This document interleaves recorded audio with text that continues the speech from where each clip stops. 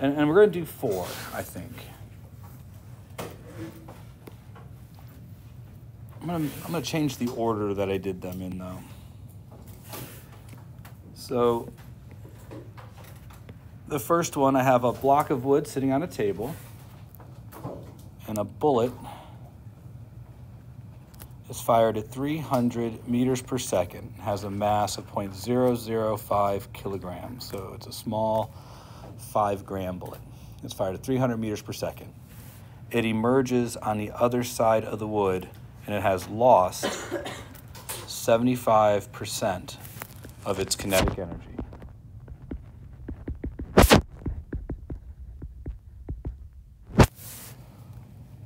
What impulse did the bullet experience as it passed through the wood? All right, I'll say it again. So the bullet is fired at 300 meters per second. It bores a hole through this piece of wood and emerges on the other side and has lost 75% of its kinetic energy. What impulse did it experience? And I think I've put everything on the board that we talked about Friday, but this is probably going to use some stuff that's not just from Friday. So give it a shot. Work at your table. Talk it out with your peers. But in a few minutes, I'm going to hit you up for some questions. So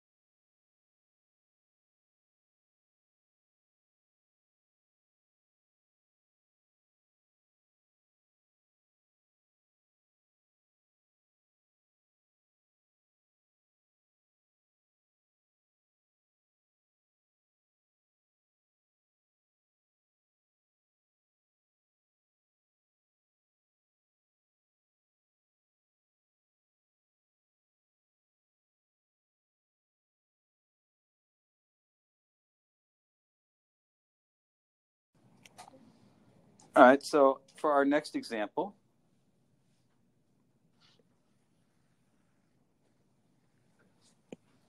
I have a very, very long ramp. We'll just say it's long enough so that this object can be on the ramp for as long as I need. And I have a block.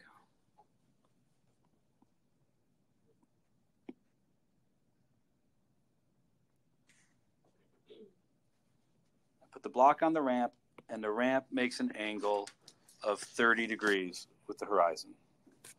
And to make this easy, we'll say this is a frictionless ramp. And we'll say it's a 2 kilogram block. All right. Starting from rest, the block slides down the ramp for 5 seconds. What impulse did it experience?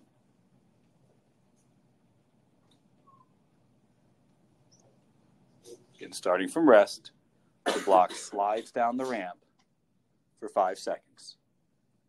What impulse did it experience? There are several ways you could approach this problem. Choose one. By the way, I'm going to tell you this because it might happen on the exam. I just never do it. The symbol for impulse is a capital J, because that makes sense.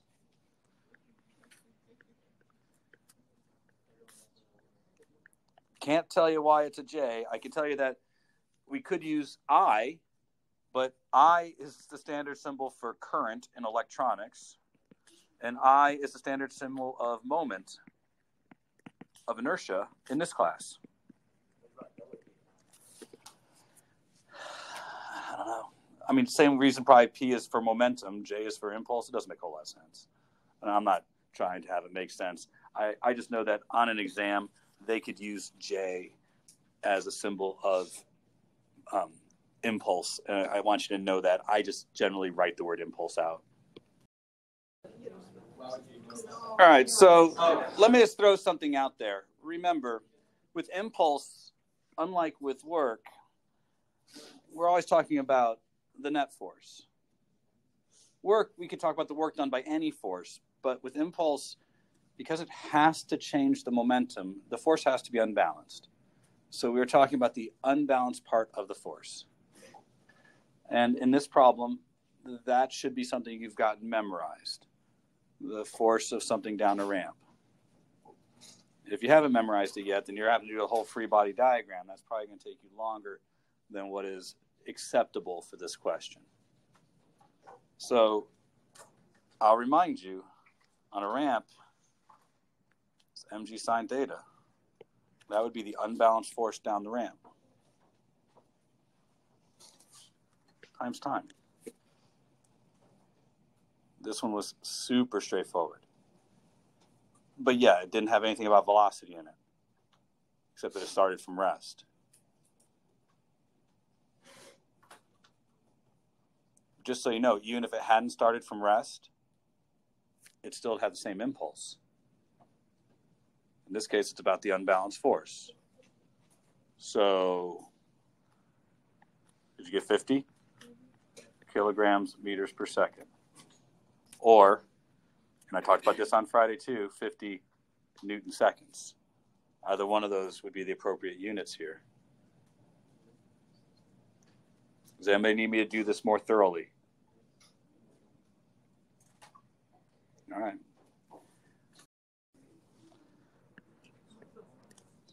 All right. I take a tennis ball and I drop it 2 meters above the ground. And the ball bounces off of the ground. And I catch it right as it comes to rest, 1.5 meters off the ground. What impulse was experienced by the ball when it was in contact with the ground? Again, I just take a tennis ball, and I drop it. It bounces off the ground, and I catch it when it comes to rest, 1.5 meters above the ground. I'd like to know the impulse experienced by the ball when it was in contact with the ground. So let's get that mass of the ball, and let's say it's 50 grams, 0.05 kilograms. The only way you're going to find the impulse on the ball from the ground is if you figure out how fast the ball is going when it reaches the ground, and then do the same kind of work to figure out how fast the ball is going when it leaves the ground. So you have, I think, a couple of choices there on what to know. I mean, we know that it's going to leave the ground slower than when it hit the ground because it doesn't go as high. You could have memorized that the velocity of an object that is dropped is square root 2gh. You could have memorized that. That would do the job quickly. You could have used a motion equation, something like v squared minus v naught squared equals 2a delta x, or a collection of motion equations like I saw a few of you do, finding the time from the square root of 2h over g. I mean, you could have done it this way and used a different motion equation. You could have said it has gravitational potential energy here and kinetic energy here and found the velocity like that. There's a variety of ways you could have done this. Either way, it reaches the ground at the square root of 40 and leaves the ground at the square root of 30. All right, 6 point something and 5 point something. Okay. Now, any questions about how we came to those conclusions? But you needed those conclusions first. And I get that this is, we're learning. You also have to decide what direction you're going to call positive, up or down. What direction do you want to call positive, up or down? Up is positive? Fine. Not a problem. You just have to apply that consistently to the question because impulse is a vector quantity. So delta P equals mv minus mv naught. So 0.05 times 5.4 minus 0.05 times negative 6.3.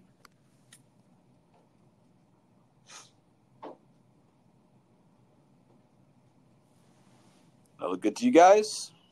That's what you have to do.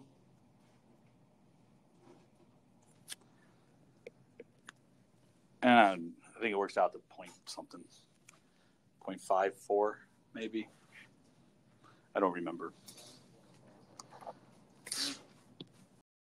Sorry, it comes out to 0.59 kilograms meters per second. That is a change in momentum. I want to push this forward still. And to move forward, we've kind of got to add to this. But you've seen 3 pretty straightforward questions. But they've all involved something you've needed from first semester. That's probably likely going to be the theme of second semester. All right? So, although I will have some homework questions that are straightforward and just involve momentum and will be ways for you kind of just plug and chug, most of your questions are going to be like this. Okay? So I want to ask a question here about this example and the first example. And probably the first example would work best for this question, but let's start here. Can the ball be in contact with the ground for any more time than the ground is in contact with the ball? I'm not trying to talk circular. I want you to think about what I'm saying. So the ball touches the ground. At that same instant, the ground touches the ball. So the time that they're in contact has to be the same for both objects. Does that make reasonable sense? So